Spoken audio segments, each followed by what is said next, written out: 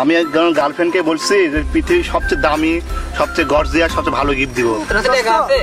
কি গিফট দেওয়া যায় কত? দোস্ত, আমার কাছে একটা আইডিয়া আছে। কি? তুই তোর গার্লফ্রেন্ডকে একটা চেন গিফট কর, দেখবি তোর গার্লফ্রেন্ড খুশি হয়ে যাবে। চেন? হ্যাঁ হ্যাঁ চেন, ভালো বুদ্ধি দিছিস। আরে বন্ধু, আমার বন্ধু বুঝো না? এই বলে কিছু খাওয়া দাওয়া লাগ।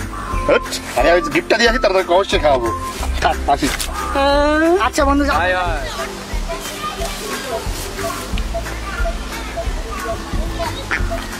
এসেছো তুমি? হ্যাঁ, তোমার জন্য না আমি আজকে এমন একটা গিফট এনেছি, বুঝেছো? তুমি গিফটটা দেখলে তুমি পাগল হয়ে যাবে। তাড়াতাড়ি দাও। তোমাকে চোখ বন্ধ করতে হবে, চোখ কিন্তু খুলবা না, ঠিক আছে?